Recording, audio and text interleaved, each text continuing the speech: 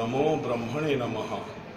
पूज्य ब्राह्मण समाज, पूज्य ब्राह्मण देवता माने जीवन सारा ब्राह्मण मानू पूजा करी आसी। जीवन सारा पुरी मंदिर श्री मंदिर ब्राह्मण देवता माने होउछन्ति मोर गुरु बोली मानिछि। सेमानकु स्वयं जगन्नाथंकर मान्यता देछि एवं जाजपुर ब्राह्मण समाज, बरहमपुर ब्राह्मण समाज, श्री महाविनायक ब्राह्मण समाज, ओडिशार समस्त ब्राह्मण देवता मानकु सेमाने मते बहुत भल पाती, बहुत आदर करती। काकटपुर ब्राह्मण समाज बहुत भल पाती। सेमाने कौनसी कारण प्रार्थना चैनल प्रचारित होता जो धारावाहिक जो कथाटी मो पार्टी बाहरी पड़ी से मो दुखित।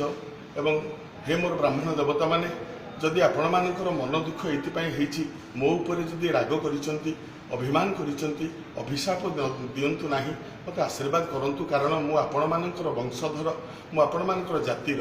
यह कहवा बेलू मो कंठ रुद्ध हो जाउची। कारण मु निरीह लोक, किछि जानेनी, गरीब लोक। जेतिक आपण माने शिखैचंती सेतिक नेकी मो परिवारटे मु गुजराण मेटाउची।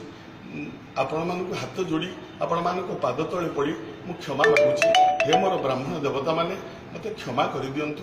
आपणक वंशधर, आपणक पुओ, आपणक भाई बोली मन करी मते क्षमा कर दियंतु। आ हाँ, मु आपण मानकु कथा दउची, जदि आपण मानक मन ये प्रार्थना चैनल प्रचारित कार्यक्रम होता ताले मु आपण मानकु कथा दउची आज परठू केबे प्रार्थना चैनल मु प्रोग्राम करिबि नाही एवं आपण मानक मन दुख हला बळी कौनसी कार्यक्रम मु करिबि नाही।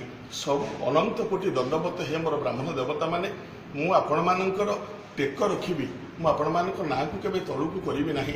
मु चिंताधारा नैछि आपण मानक जेते उपरकु ब्राह्मण समाज, ब्राह्मण जाति जेते उपरकु जिबे मो पाई मंगल।